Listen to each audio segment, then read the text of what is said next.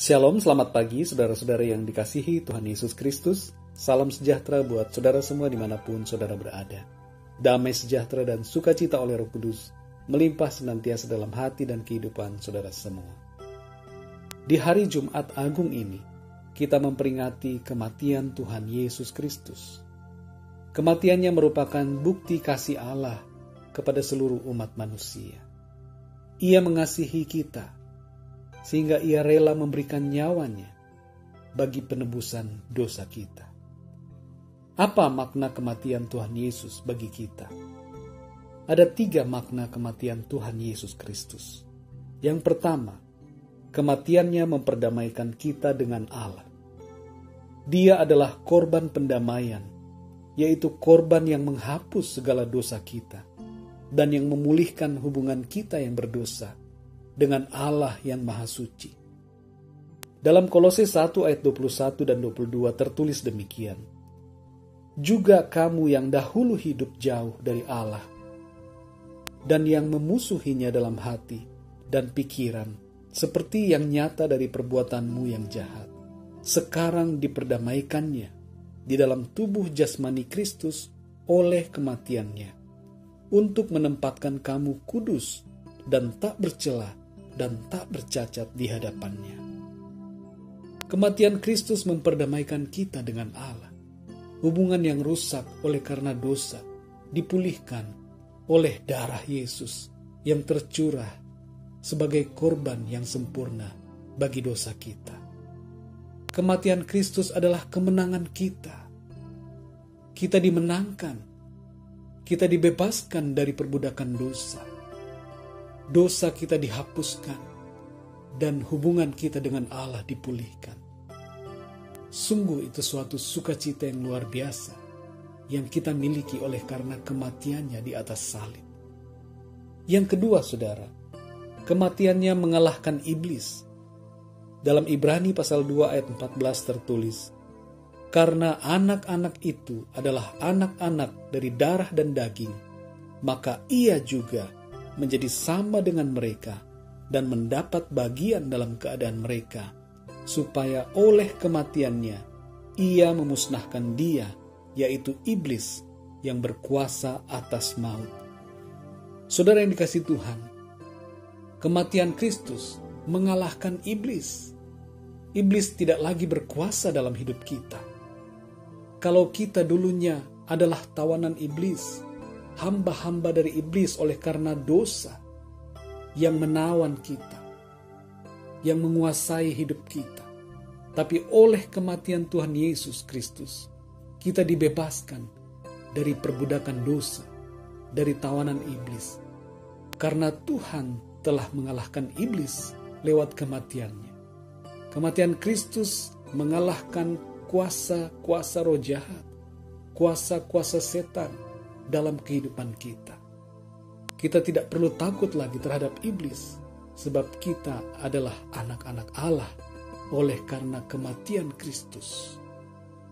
Yang ketiga, saudara, kematiannya memampukan kita untuk hidup bagi Allah. Dalam Roma 6 ayat 11 tertulis, demikianlah hendaknya kamu memandangnya, bahwa kamu telah mati bagi dosa, tetapi kamu hidup bagi Allah dalam Kristus Yesus. Saudara yang dikasihi Tuhan, kematian Kristus di atas salib memampukan kita untuk hidup bagi Tuhan. Kita tidak lagi dikuasai oleh dosa.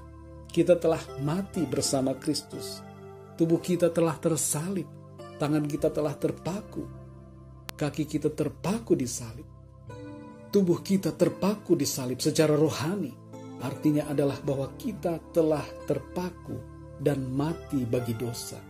Kita tidak lagi hidup untuk dosa, melainkan kita hidup bagi Allah. Jadi dalam kehidupan kita yang sekarang ini, kita dimampukan oleh kematiannya untuk hidup berkenan kepada Tuhan. Sungguh luar biasa, saudara, kasih Kristus kepada kita. Kita yang tadinya terhilang, yang tadinya menuju kepada kebinasaan, penghukuman yang kekal, kini kita sudah dibebaskan dan diberikan kehidupan yang baru di dalam Kristus. Oleh karena kematiannya, Allah sungguh mengasihi kita. Tuhan mengasihi saudara. Dan dia mati bagi saudara. Dia mati buat saudara dan saya. Oleh karena kasih-Nya yang besar, dia mengorbankan nyawanya. Darahnya tercurah untuk saudara dan saya. Mari kita hargai pengorbanan Kristus yang begitu luar biasa.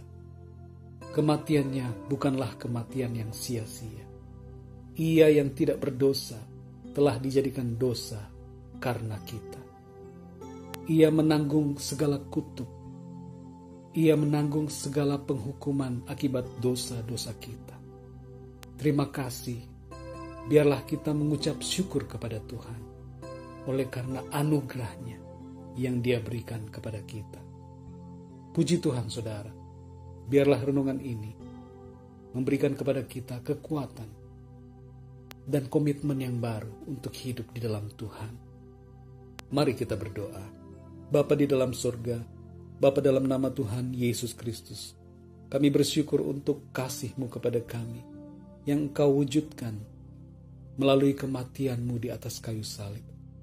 Kami bersyukur Tuhan, karena oleh kematian-Mu Engkau memperdamaikan kami, memulihkan hubungan kami dengan Allah. Engkau mengangkat kami menjadi anak-anak-Mu, menjadikan kami ciptaan yang baru. Terima kasih Tuhan.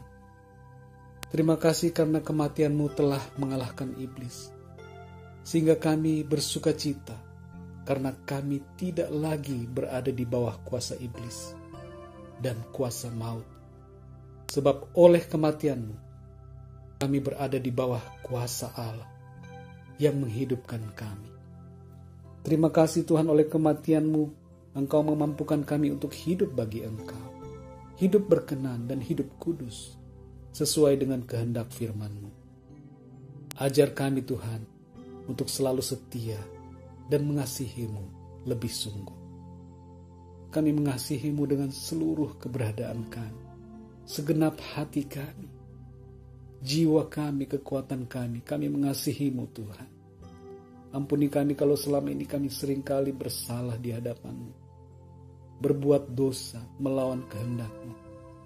Ampunilah kami ya Tuhan, dan bawalah kami untuk terus hidup dalam kehendak-Mu. Terima kasih ya Tuhan, terpujilah nama-Mu. Berkatilah kami sepanjang hari ini dan hari-hari selanjutnya. Tuntun dan bimbing kami untuk selalu berada dalam kebenaran-Mu.